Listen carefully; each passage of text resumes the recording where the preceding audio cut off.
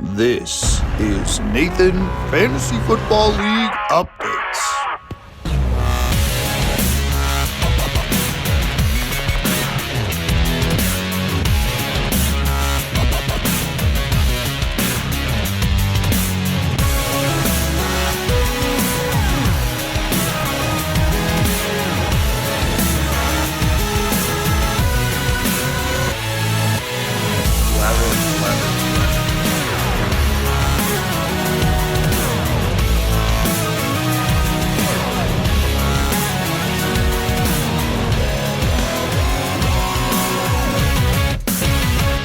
Nathan, Fantasy Football League Updates. Welcome back, baby. We've got ranking video number 2, which means it's time to introduce you to the teams on the cutting line. The two teams I think are on the outside looking in, heading into the 2026 season.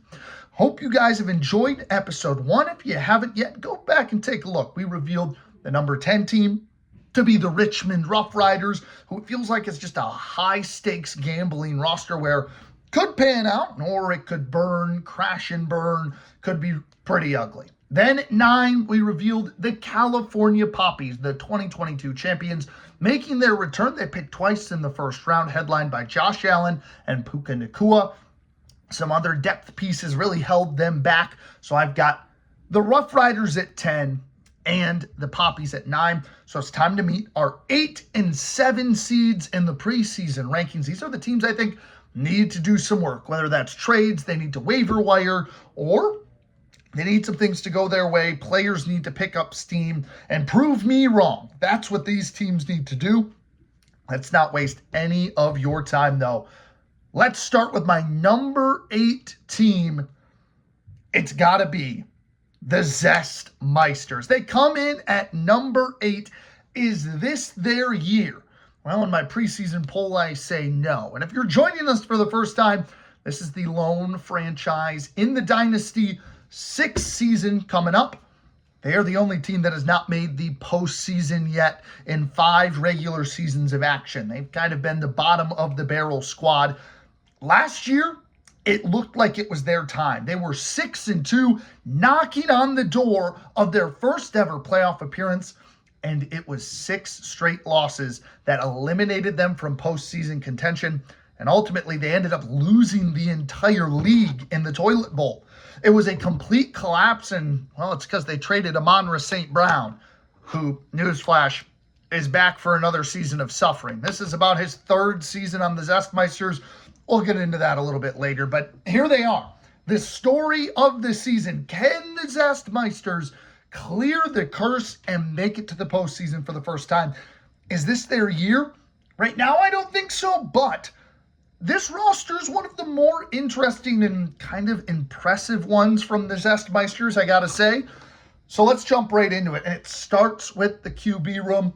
Early QB controversy in the 3rd round of play. It was Patrick Mahomes coming off the board for the Zestmeisters. He is QB1, and, well, we don't even know if he's going to start the season, let alone the significance of his leg injury. Is that going to affect him? He's not going to be as mobile this season. We can already expect that. But can he make the decisions? Can he still feel confident in the pocket with an aging roster around him just like himself? He's Patrick Mahomes. His arm is incredible. But can he be fantasy worthy? The last 2 seasons, he hasn't been as good in the fantasy football department, as good of a QB as he actually is. I'm skeptical again. I don't know if he's worth jumping about 10 quarterbacks to get him. It felt like a crazy reach that, well, only the Zestmeisters and Poppies would make. It's questionable. Now, you do pair him up with Bo Nix, who I do like, a young, promising quarterback who was great fantasy-wise last season. The ankle injury in the postseason is what concerns me. I think the rushing ability is going to hurt that this year, and that's how he makes his money on fantasy. And then, how cautious does that ruin the rest of his approach? He's got new weapons in the building in Jalen Waddle, which we talked about in the last video. I think he's going to be excellent. But can Bo Nix be fantasy relevant? 2 injured quarterbacks coming into the 2026 season. A lot of question marks there. Now, I do like the backup option of Baker Mayfield, though. It's a steal late in the draft. You go out and get an early QB3, and I feel like across the board, it's at least comparable that these three will get the job done week in and week out for the Zestmeisters. So don't take it wrong. I don't mind the QB room. I think they're solid. If Baker can get back to, what was it, week 1 through 10, Baker Mayfield to begin last season. I mean, he was an MVP frontrunner at that time. This could be a dangerous QB room, especially if Mahomes can return to relevancy or if Bo Nix picks up where he left off before the injury. Then we move on to the running back room, which is by far the weakest link in this roster. It's led by Josh Jacobs, who has had some legal trouble this offseason. We feel confident he's going to play. And again, he has been the last 2 seasons a staple for the back-to-back champions. It was Bowling Green Cave Shrimp. Then he goes to the Tucson Gila Monsters. This season, he's in a new home with the Zestmeisters. Can he continue his fantasy production? If anything, he was a consistent monster at the running back position. It didn't have to be a 30-point game. It just was a consistent 18, finds the end zone. He has no competition in Green Bay. He's a great receiving option. Love the pick of Josh Jacobs, of course. He's a fan favorite to the back-to-back champions. We're sad he couldn't join the Providence Plague. We have good faith he will continue to be a strong running back option this year for the Zestmeisters. But you waited a little too long on RB2. And this is where my problems arise. Travion Henderson, the second-year sophomore for the New England Patriots. Don't get me wrong. He had some flashy games last year. He was a high draft pick. He's a talented running back, but it is a true double running back system over there in New England with Ramondre Stevenson. I have a feeling Henderson's going to continue to be the backup this season. There's going to be some flashy games and, well, a lot of not so flashy games. If he can be a huge receiving threat and kind of steal touches from Ramondre Stevenson, could completely change this running back situation. Do I trust it? No. And I have a feeling he's going to stay pretty fantasy irrelevant for the most part, not have a lot of success. So I despise the running back 2 position right now for the Zestmeisters because I just don't trust Travion to figure it out. But then we move on to the strongest part of this Zestmeisters roster, which gives me hope there's a playoff chance. This is the best wide receiving room, could be, in the league. It's headlined by the 7th overall pick, Amon-Ra St. Brown, who is back for year 3 with the Zestmeisters. He was traded halfway through the year, and, well, that's when the losing started. But he is a consistent monster, and I think he's going to be a perfect safety blanket for the Lions and for the Zestmeisters, a consistent 20 points per game. And you pair him up going out in the 2nd round and grabbing Justin Jefferson. I'm skeptical, for sure. He wasn't incredible. He wasn't Justin Jefferson level of talent that we're used to in fantasy football last season. That's because 9 was throwing him the football and Brady Rosmer, something like that. Some crazy dude was throwing him the football. He didn't get enough touches. This year, week 1, Kyler Murray is the go-to starter. I think that's going to help his production. And, well, if JJ has to start, maybe he can learn to throw it to the best, if not one of the best wide receivers in the league. I think Justin Jefferson returns to fantasy football relevancy this year, and you pair him up with St. Brown. If these two can produce at the levels they were 2 years ago, this is the best wide receiving room in the league, hands down, no questions. Right now, I have pretty good faith that they're both going to be solid. So I have no complaints there. You pair him up with a sleeper tight end. You really wanted him. Colston Loveland.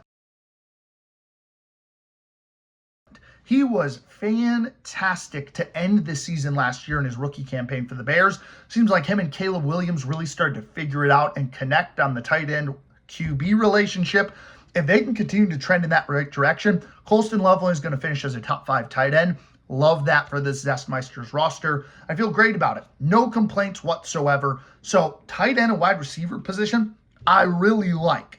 Then we move down the board to the flex, and we have more issues. Chuba Hubbard is sitting here as your flex position. I don't mind Chuba, but the more and more we get closer to the season, feels like this Brooks kid who's been injured the last 2 years is starting to pick up steam. Rico Dowdle, who completely took over the backfield last year in Carolina from Chuba, is gone, which was great. But now it seems like Jonathan Brooks is going to take it over. I don't trust Chuba to stay fantasy relevant this season. I don't love the flex position overall. I think he's going to sputter this year as well. Maybe good for the first couple of weeks. We look to the special teamers. It's the Steelers defense. Always great. Harrison Butker is your kicker. He'll be consistent with that Chiefs offense. And then he picked up Brad Robbins, who's a free agent punter. You might want to go check that out, Zestmeisters, and get a new punter before the season begins. Looking at the bench, we already talked a little bit about Baker. Marvin Harrison Jr. is here. Man, he has been a dumpster fire, if we're being truthful. Overhyped every year in fantasy, never lives up to it. Here he is sitting on the Zestmeisters. Can he be a shiny car on the bench that can slide into the flex? Can he figure it out this year with Jacoby Brissett and that offense? Not probably being good for Arizona, but can Marvin Harrison Jr. finally live up to the first round pick 4 hype? He's got questions to answer because after this, he might become one of the biggest busts in NFL history if he can't figure it out for Arizona. Matthew Golden's here. I like him for a potential breakout campaign. You also stashed Jaden Reed for the Packers, so 2 guys in Green Bay that have a chance to break out. RJ Harvey, if there's an injury to J.K. Dobbins, RJ Harvey could be the guy. So another stash there at the running back room. Jordan Addison's always good for a couple of crazy games this year. And then Deshaun Watson's down there. Maybe he starts. I wouldn't touch the Browns quarterback room this year. Yeah. So the overall thoughts here for the Zestmeisters, they're NFC North built. You've got your Lion and St. Brown, your Viking and Jefferson and Addison. How about that? Both the star receivers for the Vikings. Colston Loveland is your Bear and Josh Jacobs is your Packer. The Zestmeisters are representing the NFC North. I love it. It's probably the toughest conference or division in the NFL, so I like riding it. Now, here's where I struggle, though, and why they're rated so low. A lot of guys coming off injuries. A lot of guys who are coming off down years. Jefferson, Hubbard, Henderson. I struggle to see them all getting back to where they need to go or ascending back up. I struggle to see it. I really have my reserves about a lot of these guys. Now, I think a couple of them will pan out. I think others will not. And I think, again, can we trust the team to make winning decisions? They haven't made the postseason yet. They were so close last year. Does it motivate them to get back and try to get over the hump this year after a devastating end of the season? Or is it going to snowball into a worse season here in year 6? I got a lot of reserves about the consistency, about the management. I got to see something change if this team is finally going to make the postseason. All right, it's time for my prediction. With all the hesitancies, with knowing how this operates for the Zestmeisters year in and year out, I'm giving them a floor of 2-10. I think this team could be a rough unit, especially if the QBs don't figure it out off injury. Jefferson's just as bad, if not worse, as he was last year. The running back room doesn't pan out. Marvin Harrison's a bust. All sorts of things could go wrong, 2-12. On the other side, though, the ceiling, I don't think this is, an elite team, but if everything can kind of work it out, maybe Henderson becomes a true starter and a fancy starter, 9-5. I think the Zestmeisters could be dancing and in the postseason at their ceiling. Overall, though, I think they sit about a similar plane to the Poppies. 5-9 overall. They are my number 8 team, and I'm going to have them finishing at a 5-9 record. There you go. They're the Zestmeisters. Flipping from number 8 to number 7. I warned everybody in the last video, this is where I start to get controversial following last year's draft. We're going big game hunting, and, I think we found one. The final team that I am predicting out of the playoffs at my 7 spot. It's going to cause some flames. It's going to cause some fire. But I am going with the Michigan Avengers. They have been in the championship the past 4 years. They won it in 2023. They've lost the last 2 seasons to my team. And here I've got them missing the postseason. They are a true blue blood in this league. One of 3 that have made the postseason all 5 years. and I've got him missing the postseason in my preseason rankings here in year number 6. They were picking at 1 for just the second time ever, just one of 2 franchises to ever do so. It was a no-brainer to bring back Jahmyr Gibbs. Great pick, but I think the wait from 1 to 20 really might have gotten him with the talent and the decisions they made some risks. And I think it has hurt the roster. I might go out on a limb and say this might be a down year for the Blue Blood Avengers, and I'm having them miss the postseason at the 7 seed this year. So let's jump in. Let me try to rationale why I've got a Blue Blood who always seems to draft well, always manages his team well, missing the postseason. Here we go. It starts right away at the QB room. Now, I don't hate the QB room, but I also have gone back and forth about, I don't think I love the QB room. It's led by Jaden Daniels, who, I'm going to be honest, I felt like was ranked way too high in the preseason polls by the fantasy managers or mockers, whatever you prefer to call them. They ranked him as the second best fantasy QB. Now, don't get me wrong. He's super young. This is year number 3 for Jaden Daniels. It was an incredible freshman campaign. Last year was the sophomore slump. He was injured, multiple different injuries across the board, played 5 games maybe, and again, was good in those games, but could not stay on the field. Freshman year, though, awesome. Could rush. I understand why he's rated so high, but with so many different injuries, we could be like, yeah, the leg is healed, but is his shoulder and arm healed? I know he was healthy and able to come back towards the final 3 or 4 games of the season, and they elected to sit him the rest of the year. Totally fine with it, so he should be good. I just don't know what this year looks like for the Commanders. It could be another dumpster fire. Everybody could be getting injured like last year. Can Jaden Daniels stay healthy? If he can, and of course can have the rushing upside that he did his freshman year, could be a fantastic, awesome QB. If not, and he's continued to be injured and there's a slower start chain this year, he's not a great fantasy option because he can't stay healthy and he's reserved in the pocket and struggling to get back to the form he was his freshman year because of all these injuries last year. Could be trouble. So I'm not sold on Jaden Daniels. You pair him up with last year's MVP. You had him last year too, so I understand bringing him back. Matt Stafford was awesome. I mean, you can't love anybody better than anybody in the Sean McVay offense, if we're being honest. He is a perfect Hall of Fame quarterback. He's got his MVP. He's got a Super Bowl. He's on arguably the best roster in the league. He's almost 40. This guy is on his last season or 2. There could be regression in store. He's hit his high, his peak, his MVP years. Can he keep that consistency is what I'm saying. There's no rushing ability. It's all reliant on touchdowns and passing yards. Can Matt Stafford do it again for this year? Totally feasible, but there is a world where the age catches up to him. Could be a down year for Matt Stafford. Quarterbacks with some question marks. And you put the third guy on the roster. You waited a little too long for your third string. It's Geno Smith, another aging quarterback, no rushing upside, and he's on the frickin' Jets. The Jets offense is abysmal. I mean, almost as bad as the Browns. I'd take the Cardinals offense over them. They might be the worst fantasy producing team this year. I do not trust Geno in the slightest. QB3 is a real concern, especially if Daniels or Stafford get hurt again. So QB room, I've got plenty of reserves on. Then we move to the running back room. I mean, you can't help but love Jahmyr Gibbs.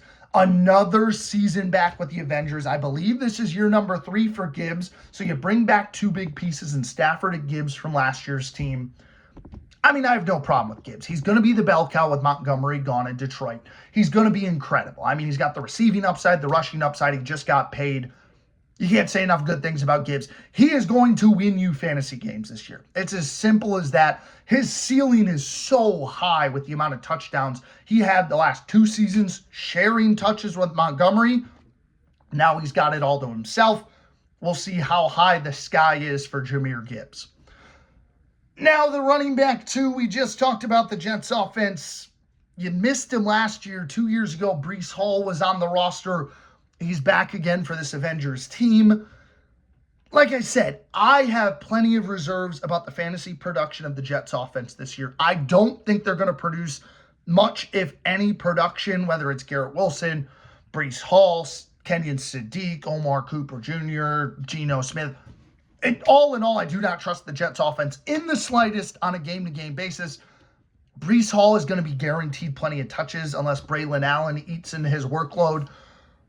I have my reserves. He could be a trade candidate that gets traded at the deadline and all of a sudden has more fantasy value, which I don't hate. I just don't think he's going to be valuable on the Jets this season. So I have my hesitations about the running back 2 position. And then your flex / running back 3, it's Tony Pollard. Listen, I don't hate Tony Pollard, but we saw what he did last year when he did kind of had control of that backfield in Tennessee. They're a bad offense too. Cam Ward's in his second season. If he can take the leap, sure. Tony Pollard, since he has left the Cowboys, I do not think is as good of a fantasy option. I'm just kind of out on him too. He doesn't give me much faith. I'd rather start Breece Hall than Tony Pollard, that's for sure. I just don't see the value there. And yes, some of his competition is gone, but Tajay Spears is still going to be there and continuing to eat into touches, being younger. I don't love the Tony Pollard option as well. So Gibbs, great. The other 2 running backs, you got to figure it out. And then we move to the weak point of this roster. Decisions in front of the board, and especially with the turn, having to wait so long in between picks. The wide receiving room took a major hit this year. It's Malik Neighbors and DJ Moore. Malik Neighbors, I mean, the injury to start the year, we thought he'd be healthy by the time we got back here to week 1. There were complications and he needed healing surgery to fix a complication. Not a good sign as we neared preseason and all of that jazz. Now, he has been practicing, which is fantastic across the board. And, well, they're hopeful he's going to be a day 1 starter for the Jets here in year number 3 after missing, almost all of the season.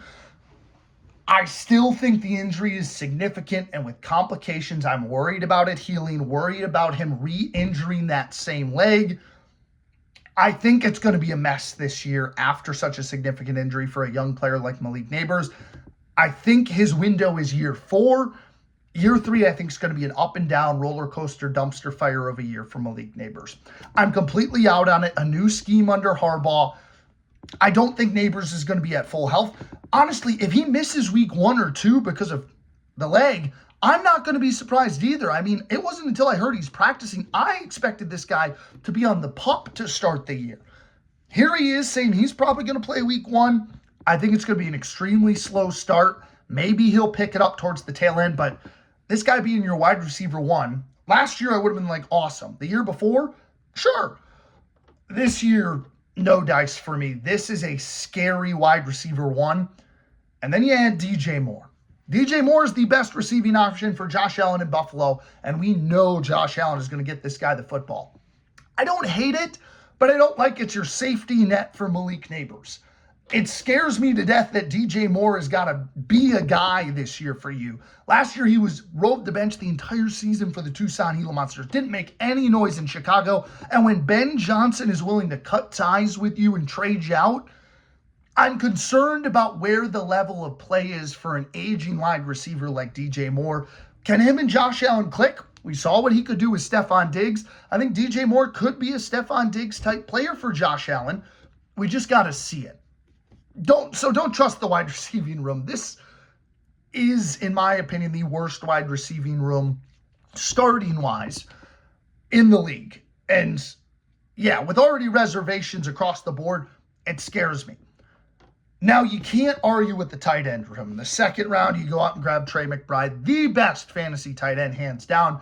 I know I said I'm scared of the Cardinals' offense. I am not scared of Trey McBride, who proved he could do it last year, setting the best tight end season of all time in fantasy football. I think he's going to do it again, be really close to the level he was this year or last year. I'm not going to worry at all about the pass-catching tight end side of things for Trey McBride. It's an elite pickup, and it's truly an Avengers-type player. Gibbs and McBride, great. But can the rest of the roster figure it out? That's my question. Seahawks defense, Tyler Loop, he's got to make his field goals, and Sam Martin round out the special teams. No complaints there. Looking at the bench, here we go. Courtland Sutton, a consistency monster. Now, Jalen Waddle is going to eat his wide receiver 1 reps, but this guy proved he can be a 10-plus guy. Could be a better flex option, in my opinion, than Tony Pollard. Don't hate Courtland Sutton. Michael Wilson had a breakout campaign last year for the Cardinals. Can that continue here in another season with Arizona? Completely possible. I mean, you add Parker Washington and Casey Concepcion. There is 3 wide receivers that I feel like any of them could break out, but also could crash and burn. All options to maybe help boost that wide receiving room that is at the bottom of the league. We got to figure it out, though. So potential breakout on the bench with some wide receivers. I'm not sold, though. And then the running backs, J.K. Dobbins is the lead back, but can R.J. Harvey dig into that touch share this year? And can J.K. Dobbins stay healthy? That's another option that could help your running back room if healthy. And then Jordan Mason, can he take over the backfield from Aaron Jones? Another question mark that I have across the board. So in totality, I do feel like this might be the worst draft we have seen from the Michigan Avengers. A lot of high risks that, well, I feel like we don't normally see from the Avengers. And I think it's that second-round pick of Trey McBride, who, don't get me wrong, Trey McBride is awesome. But when you take a tight end at pick 2, you're sacrificing that running back or wide receiver position. In this case, it's the wide receiving room, and you desperately are going to need a breakout from either Wilson, Washington, or Concepcion to really bounce back, in my opinion. And those QBs, man, a coin flip for me if they're going to be great or bad. So because of all this, I'm going to give the Michigan Avengers a floor of 4-10 overall. Could be a rough year if a lot of those injuries return, if players don't produce like we predict them to, all that fun stuff. On the other side, the ceiling I am going with, again, if Daniels is back to freshman form, Stafford plays like another MVP, Gibbs doing his thing, Malik Neighbors is totally cool, Trey McBride's great, DJ Moore's awesome. This is an 11-3 roster, another classic Michigan Avengers team roster. Who knows? Maybe it's 5 straight years of the Avengers being in the postseason, chasing that second ring and trying to stop the Providence Plague from making it 3 straight. Overall, though, I've got them as my 7 seed. I think they're on the outside looking in. They're just missing the cut. I've got them going 6-8 this season, and the first blue blood to be knocked out of the playoffs after 5 straight years of dancing in the championship. Well, there you go. That is one hot take as we get ready to meet our playoff teams in the order I've got as we work our way up to 1. Next time out, we've got our number 6 and number 5 teams. Let's see who I said just squeaked in over the blue-blooded Avengers and I think are going to the postseason this year.